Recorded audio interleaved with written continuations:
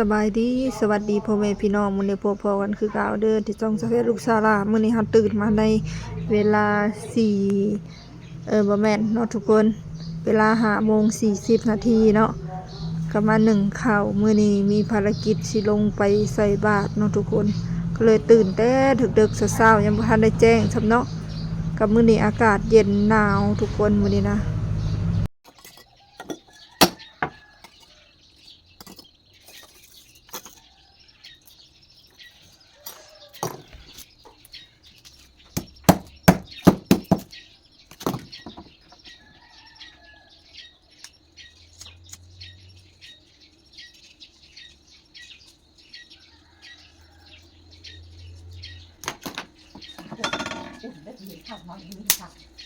เนี่ย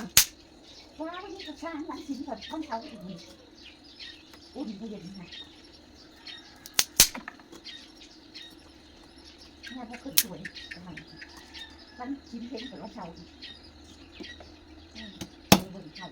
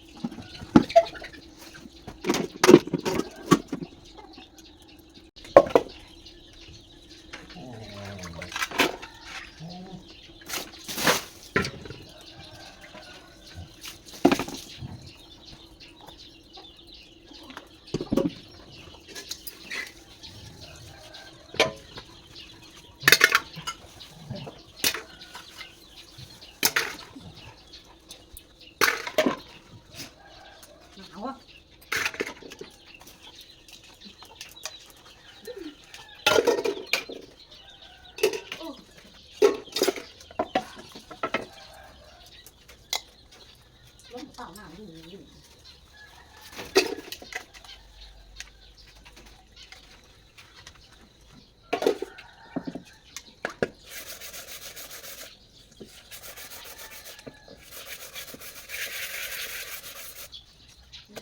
อุ่นไหม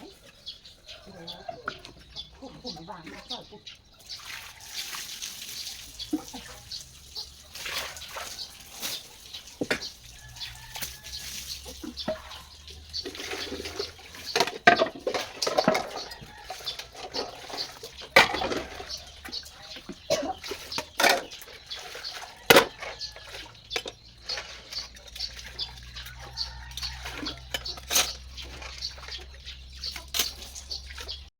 ตอนนี้ก็ลงมาหอดวัดแล้วเนาะทุกค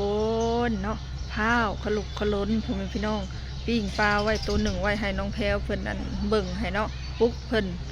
นอนยังบ่ตื่นแล้วปุ๊กเพิ่นมาเบิ่งปิ้งปลาเพิ่นให้หัวคอยอยู่ทุกคน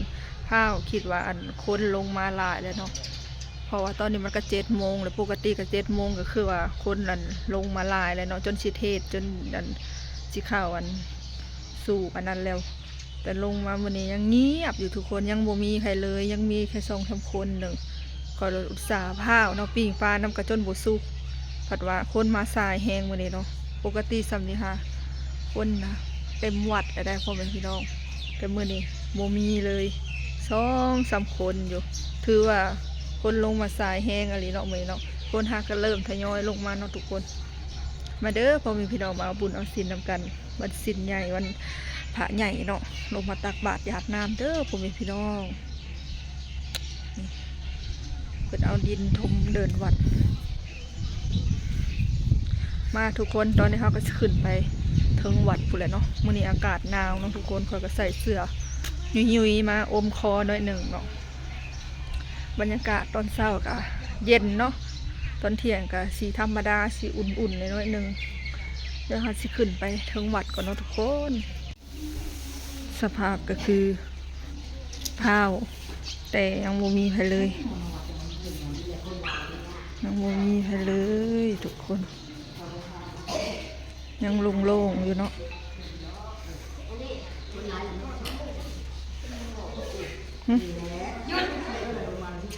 ปกติสำนีหาอันนั้นเลยได้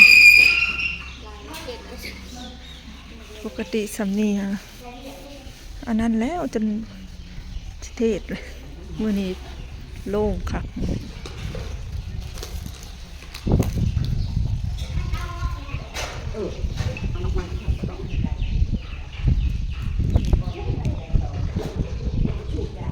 บาทก็มี3บาทเนาะทุกคน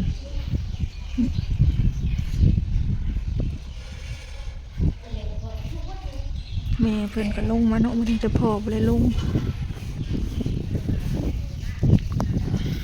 ตอนนี้คนก็เริ่มลงมาหลายเนาะทุกคน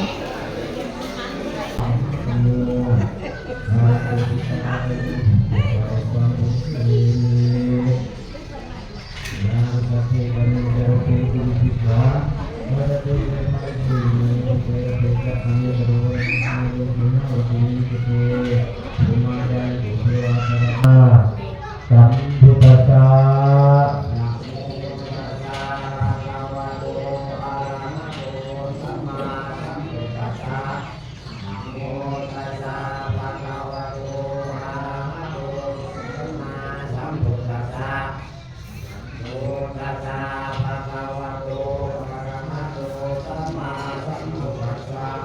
พุทธังสรณังคัจฉามิ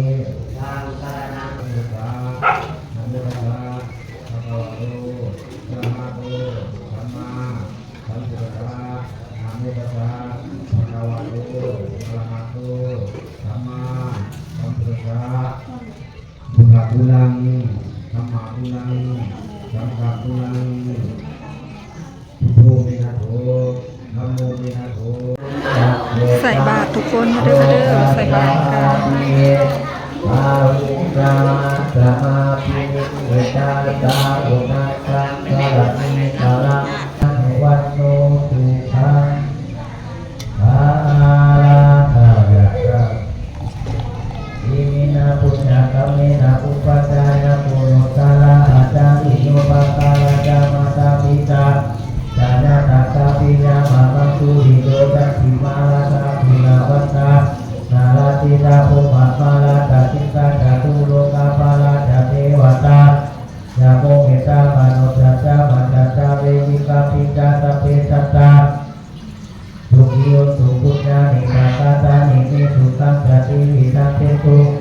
ทิปังปะเตถาโอมาตังสังวิมินาปุญญากรรมเมนะวิมินาอุทิเจนะจังคิปัง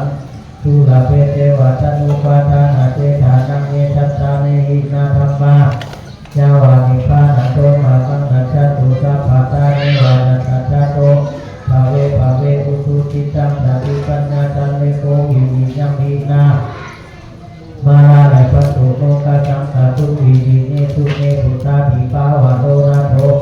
สัมโมนาโทวาลุตตโมนาโทปัจเจกะปุโตจาจังโกนาโททาโลมามันเตโสตามานุภาเวนะมาโลกาจัง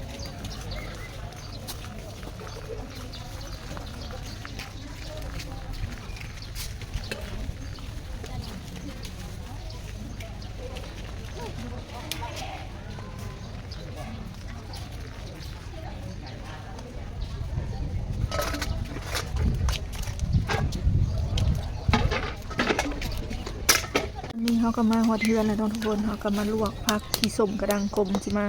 ป่นกระปูเนาะออกมาก็จะเป็นแกงเขียดเนาะทุกคนแกงเขียดกำหนึ่งเนาะใส่ผักที่ส้มใส่ผักบัวบอนเห็ดกินก็ถือว่าแดดเนาะปิ่งปลาเนาะทุกคน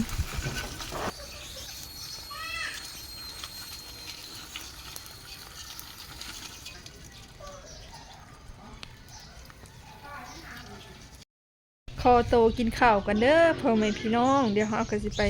จีกระปูป่นกระปูเนาะคลิปหน้าพบกันใหม่ขอตัวลาไปก่อนสบายดี